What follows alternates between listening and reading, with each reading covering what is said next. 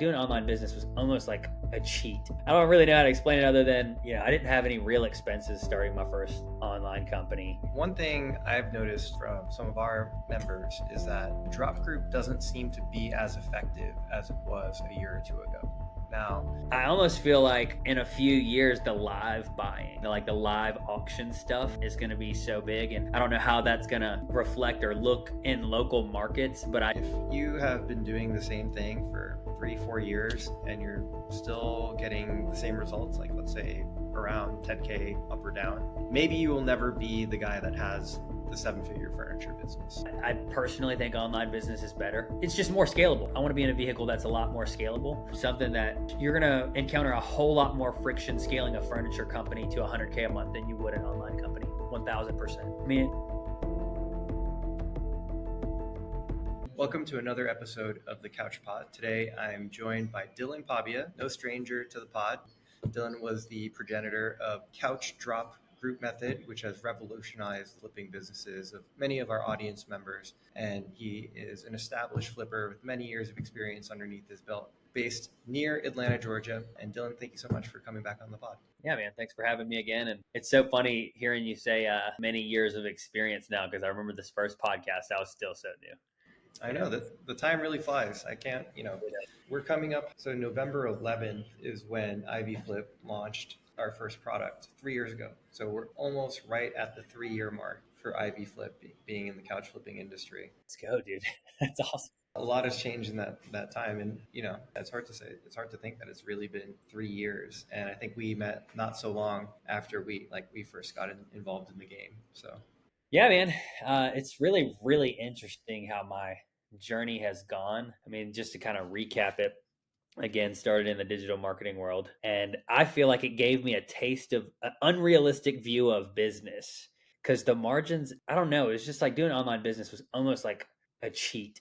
I don't really know how to explain it other than, I didn't have any real expenses starting my first online company. The margins were they just covered everything from client one. And so learning how to build some financial discipline and manage finances, that only came when I started the couch flipping thing. And I still wouldn't even consider myself the best at it. I mean, I have my set of traits that I think I'm really, really good at, and that helped me scale faster than a lot of couch flippers, but I'm definitely not perfect. I think there's a lot of people who in fact play the game better than me. And I'm just blessed to have a specific, skill set. And I feel like when I look back on it, we're coming up on 3 years in business now. It was like just up, up, up. Started the group. Things were growing really, really quickly. Brand was building. Things were selling out instantly. I can't say the same now. Things don't sell as instantly. The brand is still there. I mean, the buzz in the community is still there. Right now, we run on average with about 10 to 15 couches in at a time. That was just never a thing. The max I would have at a time is like whatever I dropped that day. Like it would literally sell that quickly. And then it was just weird for stuff to stick around for, a couple of days inside of the group. It's just not that way anymore. And I don't know if that's maybe because the buzz has left a little bit. Maybe I'm not building as much scarcity or urgency into things. Maybe it's just that people have been around long enough to know things are going to come back around. Not quite sure. And if I'm being honest, there's many, many ways that I've probably been complacent in my own strategy. And so I do think it's time to build something new. I know we talked about that on the last podcast, like whoever cracks ads is going to be the guy, you know what I mean? And there's a lot of guys that are seeming to do that now. You got Andis, you got Keon that are doing great jobs with ads. And to me, right now, I've put the ads on and off. And they do work. They work well, but the group still is kind of number one for me. I know we were talking a little bit before the podcast as well. And I really do think that, I don't know why, it was literally this week. I was like, I remember using ManyChat in one of my old businesses. And I was, for this new company that I'm launching, it's going to be built around my organic presence, and my organic content's going to warm people up. And I was, listening in on some content from people that I follow around getting clients. And in that world, ManyChat attached to an Instagram profile funnel or even a Facebook page can be really, really useful. And then I was thinking about, I was like, ManyChat can be extremely useful to couch flippers. It just allows you to capture your audience quick, get a quick opt-in so that you can start blasting to those people immediately for cents on the, literally, I think that you could probably acquire new followers for cents. And then have an audience that you can blast to, point those people to your group, send inventory to. It's just another platform that I think would be really, really helpful to build. So I think that's going to be my next thing that I try to conquer. It's really cool to see kind of the transition that you've made so far, where you started, where you went, kind of like the up and a little bit of a down or a plateau right now. It's very real, very vulnerable for you to come on and share that. Because I think when you have the notoriety or the fame and the hype, and I know other people that have fallen into this trap where they've been having success and people look up to them in a certain way. And if they're unable to sustain that success, like they feel like almost ashamed, even though that's like just a part of growth in business. And for you to come on and just be like, hey, this is what's happening. But to also see that the gears are still turning,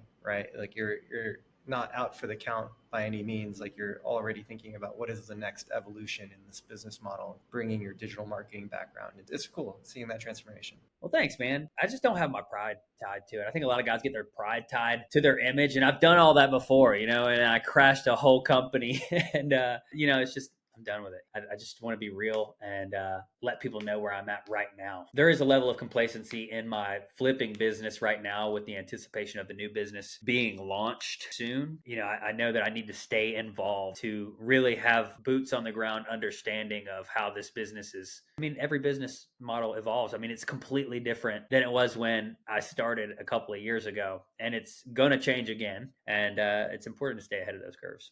I'm sure you have your ideas on why the business has plateaued. One thing I've noticed from some of our members is that the drop group doesn't seem to be as effective as it was a year or two ago. Now, is this speculation? Is this hearsay? Or is that kind of mirroring what you're seeing on the ground? You think it's like a Facebook thing, or is it like you're not motivated enough? From the very beginning, it seemed to work for certain people and not work for others. And I think personally, my take on that was, the whole founder led marketing thing. I think a lot of those people were not being involved, being the face of their business and all that. Cause I think it makes it a lot more personal, a lot easier for people to buy. Dude, 99.95% of our couches that are still bought are like bought out of the Facebook group. People pay us in full before it ever gets delivered or they ever see the couch in person. Very rarely do people come actually see the couches in person. So, I mean, it's not dead. It's definitely not dead, but the scarcity and urgency, something's missing for sure in what I used to have. And again, I think there's probably, it's a little different for everybody. Yeah, no, I definitely agree. It's certainly not the same. And so I definitely think it can be. And, if you look at the world and the way the world's moving, I almost feel like in a few years, the live buying, you know what I mean? The live auction stuff is going to be so big. And I don't know how that's going to reflect or look in local markets, but I definitely think, there's people in Columbus now that go live in Facebook groups and sell like little things, like little boutiques. So I don't see why it couldn't be with furniture. It's just who's first to build the strategy, Yeah, this, like the whatnot model of live selling, social selling, but for local items, size items. Yeah, there's like a whole business model around that. But yeah, and I've thought about it, but logistically quite complex. And then the market relative to like the overall e-commerce market, there's something there. There's definitely something there, but it might be I think you're right. It's probably a couple of years off before someone really hits the nail on the head with that. For example, one thing that I saw a lot of people doing with their drop groups that was really successful is leveraging the community chat. And that really had like an up curve and a steep up curve and a steep down curve because they just eliminated the community chat. Any thoughts on that? Like maybe changes algorithmically in like content being promoted within the groups or things like the features being enabled and disabled. It gives you a huge advantage being able to send a push notification to get in front of your audience. But at the same time, there's still that social aspect of it. And they did eliminate my chat, but I think they just moved it because I have another chat that's tied to my Facebook group now. So they eliminated one, but they told me ahead of time, hey, we're going to eliminate this chat on this date, have this chat ready by that time. And I did that. And so I only have about a fifth of the people that were in it, but people are still buying out of it. And one thing too that I'm doing is I'm incentivizing. So what I'll do is I'll drop it to the chat first and I'll say, hey, 10% off for anybody that will purchase out of the chat before it actually goes up in the group. So it kind of creates this urgency and scarcity within the chat. And then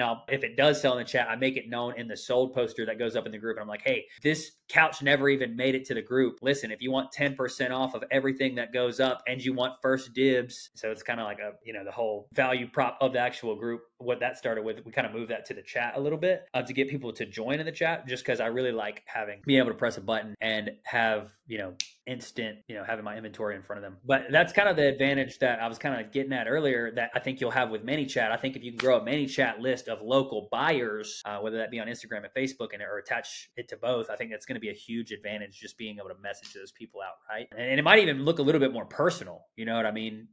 Rather than having them, I think the social element is super important, but being able to message those people one-on-one through a blast, we could see how that, shakes things up. So, if you were to reflect on the evolution of your strategy in the past, let's say 2 years, the couch drop, what would you say are the updated best practices for running a couch drop group in 2025? Yeah, I mean, the number one, when this was from the beginning, and even before maybe I recognized it, I think is you have to be a face. You have to be willing to jump in front of the camera, be a little bit charismatic, become somebody that people know, like, and trust. I mean, dude, I get recognized everywhere. I'm not even joking. I swear to God, anytime me and my wife going out to restaurants, standing in the bank, I was leaving a gas station the other day. Are you Dylan? And I got 5.6K locals in a group that see my face on a weekly basis, if not every day. I mean, I literally at everyone in that group every day. And it's really cool. I mean, not to share too much, but I went to the doctor or the hospital a few months ago. They're rolling me in, and keep in mind, this whole situation was embarrassing, dude. But I'm being rolled into the hospital, and every single nurse in there noticed me, bro. They were like, "You're the couch guy, dude." It's super weird, and just that part has been really, really cool. Just kind of being known locally for something, and just getting to meet the people that are sending all these payment. Just getting to meet the people that are in the group that are engaging and for whatever reason recognize me. So definitely being connected to your community, right? It's not just a place where inventory is being dropped, but telling that story. We're a small business. We serve our local communities where you come get great deals. Being in front of the camera, passionate, being able to sell yourself, sell your business. Yeah. Absolutely. That's the number one. And it does not have to be in a Facebook group. There's so many guys right now that are doing amazing content. Dude, Keon does great with the content. Andis and them, they do great with the content. Kindred Couches, they do great with the content. I think those are going to be the guys that end up being the top 1% moving forward. But yeah, I mean, content's king. 100% agree. Most people get stuck with this business. And I hate to say it, but like if you have been doing the same thing for 3-4 years and you're still getting the same results, like let's say around 10K up or down, maybe you will never be the guy that has the 7-figure furniture business, right? Because like they literally do the same thing for years now. They pick up the same inventory, they post the same pictures, they create the same listings, they still don't have a brand, they still don't have a website. And then they come onto the group and they complain, oh, like I'm shadow banned. At this point, all the information is out there. The examples are out there. Everyone kind of started, I think, relatively in the same playing field past 3 to 5 years for like the ones that are mature in this business. But then you can really see the ones that have like started to separate themselves from the pack and how their businesses have evolved. And it's like they were just never complacent. Yeah, super inspiring, man. I mean, there's definitely a way to get stuck in the whole side hustle, in this being a side hustle, and then there's a way to actually build a real business. And there's definitely places where I've gotten complacent. I would say I'm in a little bit of complacency right now in the flipping business. Our revenue, in the beginning was just chase, chase, chase. See how high this thing can get. And we got to 86.5K. And we dropped down. We were doing between 40 and 60K a month. And then things kind of tapered off and slowed off in the last few months of 2024. And I ended up letting go of a bunch of employees and letting go of a lease of a box truck just to kind of lean out for the new year. And have kind of almost somewhat been, in the beginning of the year, I would consider myself solo, but I was still doing 30K a month. And then, I slowly kind of started building back, but without the commitment of actually, hey, I'm hiring you and this is going to be a salaried position. So I just kind of have people that I can call on. I have like a network of people that I can call on if I need this done this specific day. One thing that I am doing that I think is going to be a game changer for me is, my play has always been arbitrage, right? So it's been run to Atlanta. We bring 4 or 5 down from Atlanta a day. We bring them back, clean them up. And it's an arbitrage play between Atlanta and Columbus. Well, one of my guys that worked for me he moved and he's positioned just right outside of Atlanta. So he gave me a little bit of a taste. He rented a U-Haul and was like, look, give me 30% gross and I will just fill up this storage unit up here and you just come and pick up one go and bring it back. And dude, it was awesome. It was awesome. So I literally bought an extra box truck, and it's currently being worked on now. And I'm just going to have that guy 30% racking stuff up. I mean, because stuff is going up all the time. I don't necessarily have the logistical ability to grab it all. But with him being positioned where he is, there might be a strategy in having a couple of those guys in different areas and then just filling up storage units and then bringing them back, but and for a percentage. But yeah, we'll see how that goes. I'm definitely optimistic about it. And it cut my days in half because I do deliveries in the morning, run by the house, say hello to the family, grab lunch, and then I'm out to Atlanta, and then I'm back home late in the evening. So it's very high pace, very demanding. And I think it would be an easy way to kind of get out from under that, cut the days in half. So this like ascension into like 86,000, kind of breaking, plateauing around 30,000. But I imagine like much more consistent, probably more profitable than when you're in like this really high growth mode. And $30,000 a month is nothing to. Yeah, you're absolutely right. And I know what kind of effort it takes and that I can get to higher numbers if I chase it, but I'm just like in a season right now where I'm just relaxing, man. I say I'm relaxing. I am working a lot, but at the same time, I'm like, there's no pressure. There's no pressure to perform. And especially because I know I'm moving into another season of business. Now, what do you think the limitation was that you hit when you were trying to really scale things? Was it inventory? Was it sales? A little bit of both? Like just the high pressure intensity of things overall? Like what gave? It was always just little unlocks. I mean, we were clearly selling out when I was doing 30K a month and we were in our little 1,000 square foot warehouse. We're selling out faster than I could get my hands on things and get them out. And so it was like, at that point, it was just like, how much of this can we do? And it just continued to be bought like this. And so I really wanted to test the limits of the market and hired driver, helper, just had people out on the road 6 days a week getting 5 couches at a time. And that's when we hit our big 86K month in February. And I would say that I genuinely feel it probably was a marketing dollar thing, if I'm being honest. I wasn't putting anything into marketing. It was letting it grow organically through word of mouth and whatnot. So I think I just got to the point because at that point it was just everything was selling out of the group.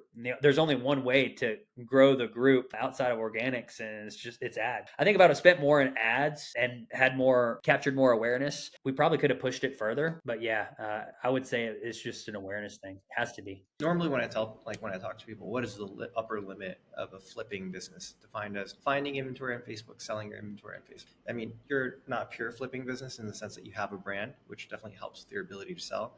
I think if it's pure flipping, that limit is around 30 flips a month. But if you have your own brand awareness, have your own brand, your own audience, then yeah, you can push it further. You have to diversify off of Facebook for audience if you're going to push past 30 flips a month. But then like there's also a limit to what you can do if you're sourcing on Facebook too, because up until 30 flips a month, that's pretty much your time, right? You're doing the pickups, you're doing the cleaning, you're doing delivery. Maybe there's a little bit of help.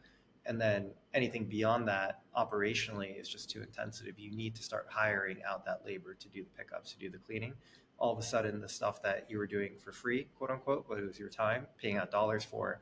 And now it comes with the challenge of managing people. Are they being fastidious and attentive to your business in the same way that you would? And obviously your margins go down too in the scenario as well. So what I tell people is like, if you're thinking about it in terms of a flipping business, buying and selling on Facebook, the limit's going to be around 30. Now, you've really pushed that to the limit, right? Like for you to get to like 86,000 in revenue, which I imagine is like 100 plus flips a month, right? And finding all of your inventory on Facebook Marketplace, that's a lot of moving parts, right? That's like you and other guys running pickups all across the state, if not country, bringing it back, having like 2-3 people always on site cleaning, etc. Do you think that was like part of it, or was it really just coming down to the awareness and the ability to sell and market the products? Yeah, no, definitely. Absolutely. We had to have the logistics to even get it in front of people in the first place. And yeah, that was a huge, huge part of it. I had to get a much bigger warehouse, had to get drivers, cleaners, and things weren't necessarily going out perfectly. That was another thing too. Doing that kind of volume, you do not have the time to make sure that everything that you bring in is perfect before it goes out. And that's just the ugly reality of it. And so I got used to just disclosing everything about the couch. Like, hey, if it was, where it came from, what's wrong with it. And I think people appreciate that honesty. At least they know what they're getting into before they purchase it. But how did you frame the question again? Do you think that getting the inventory and preparing it for sale and like the logistical problem around that was also part of why you hit the ceiling of 86,000? Because maybe that's something you could break through, like what you just suggested, right? Is like you're kind of doing bulk pickups now, and that's one way around it. So I was suggesting if maybe having to get inventory one by one is part of the problem. Oh, that is 100% part of the problem. That's why I got a huge 24-foot trailer. And I recognize that quicker than other people because I don't have stuff around me locally that goes up as consistently. Atlanta is like a gold mine. I mean, things are constantly going up for free. Like it's still 90 something plus percent of our inventory that we have channels of different rooms to goes that heard about us and that align with our mission and just are constantly sending us people with free couches, and we either approve or decline those. It 100% has to do with logistics, but I genuinely think that it was an audience thing too. I mean, it definitely got to a point where over those next several months, that's when we kind of started to see the beginning of things slow down. And what I mean by that is just not everything selling instantly. It was certainly gradual, that kind of slowdown. And now, like I said, everything still sells out of the groups, and there are still many things that do sell instantly, but I wouldn't say the majority sells instantly anymore. And for that, and I can't explain exactly why, and I always blame the local market, and that might be totally wrong. I do have a lot of eyeballs and people that engage. It just seems that people, a lot of the organic conversations that we have, seems like people are kind of just in a tight spot. Maybe when you first started the business, it was such a new business model, such a new idea within your community that there's increased attention and emphasis on what you're doing. Almost like if you go on the local news, you're going to get this big bump in your business, but then that slowly kind of tapers off as people forget about it. And maybe that's kind of what happened in your local market, is like Dylan's Couch Drop emerged and you guys are hot and shiny, the big new thing on the block. You even have a billboard. I remember that. And then over time, it's just kind of like become more normalized in your community. Like people know who you are now, but it's not this new shiny. Yeah, no, I mean, I'd agree. And there are still there's still lots of people that come in and they're so excited that found us. Like there's still so many posts that go up. I mean, dude, anytime anybody posts about where to get a couch, we get flooded, and lots of members come in through that stuff. So it's still something that people are excited to tell people about. But like, again, we're like 90% military. I know and I'm gonna be honest, military families don't do the best. They're not necessarily the best financially disciplined, and they do reach the end of their dollar before the end of the month for sure. But in the same time, like things like now, like with the government shutdown, you know what I mean? People are certainly holding on to their money a little bit tighter. And with that being 90% of our demographic, it definitely affects my. No, that makes total sense because, I talk to consult with lots of flippers who hit ceiling in their business, usually a lot lower than what you guys are currently operating at. Maybe it's like 10 to 15K, right? And the way they get out and into the next evolution of their business model almost always is bulk pickups. And that could be B stock trailers. They could be getting inventory from us, whether it's returns or one of the bulk liquidation opportunities that we have. And that generally does work for people, right? But there are things that you have to do, like stop being so reliant on Facebook Marketplace if you want to be successful with bulk trailers. But that seems to be the unlock for the majority of people. Now, when I talk to you, you and I have talked about possibility of bulk pickup in the past. And I've also talked to Griff Jacksonville, and I kind of get the same resistance from both of you in that based on the price point, even though it's let's say 15 or 20% of retail, based on the price point that you'd be getting it's probably not going to be a fit for your audience. Maybe that's just the nature of doing business in these military towns, that people really don't have $1,200 to spend. Dude, it's very, very rare that I spend. The max that I ever sell anything for is around 1,000. Like I sold 2 recently for 1,200, and that's very, very high in my market. I hear about flippers that are selling things for 1,500, 2K. I'm like, bro, that's not happening here. I have sold a couch for $4,000 before. It was a brand new one of those big fluff monsters. I got in a hold of the owner of it, and he had a manufacturer out, and it was just this one-off thing that I did. I did a bunch of promotion and hype around it, and it did sell instantly, and that's great. And then I tried to do it again, and it didn't sell as instantly, but I was able to get out from under it. And so if he's in a military town, I could see that same resistance.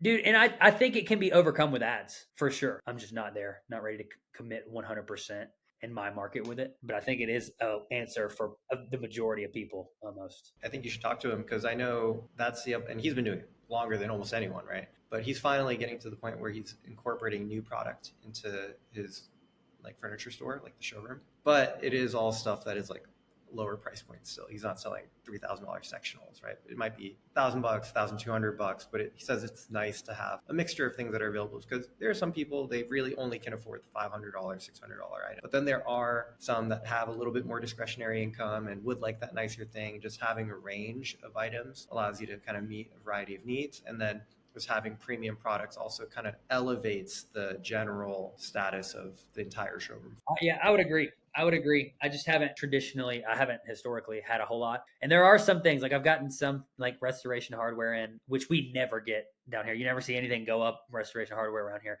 It's almost like the market doesn't know about it. It's funny. But yeah, definitely. And I was selling it very, very reasonably, but certainly above what I normally sell. And it just stayed for weeks. Yeah, well, I'll be honest with you. Like, I have conversations like this with flippers from time to time. They're like, "Man, I cannot sell something for $1,200." And depending on where they're at, I tend to not believe them. I'm like, well, I think you could if you just kind of positioned it a little bit different, the product a little bit differently, positioned your business a little bit differently. And what we see is that with stuff that is brand name, that are liquidations or returns, are basically like new or new condition. And then the way you frame it is different, right? It's not this couch that's been in someone's house for 3 to 5 years. You don't know the brand, and it's like this big gray nameless sectional. It's like, go to the retailer site. This is a really well-known quality retailer. Normally you'd get it for $4,000, or you can come to me and you can get it for $1,200.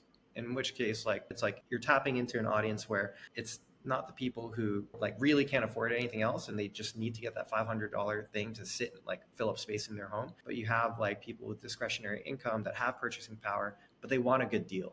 Right? It's like the guy who drives a BMW, but it's pre-owned certified, right? There is a market out there for items like this. And a lot of people, I think they're afraid to try, whereas I don't think you have that problem. I think it's more coming from you really do understand your market. If it's 90% military, that's going to make a really big difference compared to if you're just serving like Atlanta Metro. But if you're in Atlanta and you tell me that, like, I don't believe you. Dude, I also think that it can be done. Like it could be done in my area, but I have to switch my strategy. Like I have to go all in on ads. Like I have to focus on, hey, I need to get this thing sold and I'm going to do it through an ad. And, I'm just not getting that much volume of the higher end items. But I do see my business, especially as I get to a place to where I can put less time into it. I'm going to have to switch to the model of getting bulk new running ads. It's going to have to happen. We're just not going to have the foray into like bulk pickups of used items with your guy in Atlanta. Sounds like an interesting new frontier for you guys. I'm excited about it. I mean, at the very least, it's going to cut my time in half, and that piece it can be scalable. Like,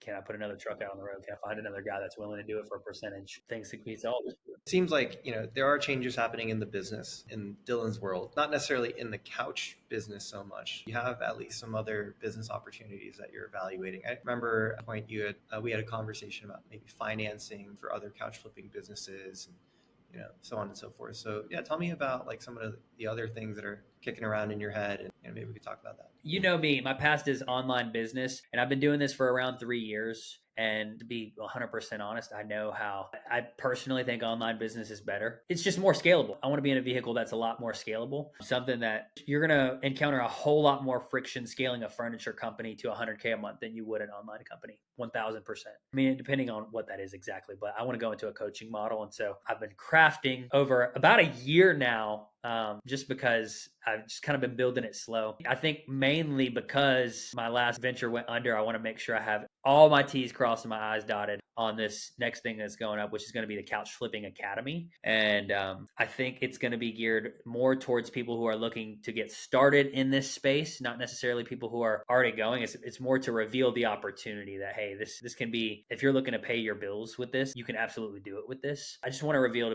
to people that it's an opportunity that you can use and make 5K to 10K per month. And not necessarily that it has to be a big business to where you're doing 30K per month, but it's definitely a viable option. I just think there's so many people that are probably working 9 to 5s and don't recognize the opportunity. And I think there's a whole lot more space, and people should not look at it as a bad thing. I think there's many ways that you can be synergistic with it. I literally just picked up from a flipper the other day, or I had a flipper that his name's Fernando, really cool dude out of Atlanta. I don't know if you know him, but he had an olive green couch go up, big feather down. He had it for $480, and I was like, dude, if this was in my group, it's selling for $1,000 quick.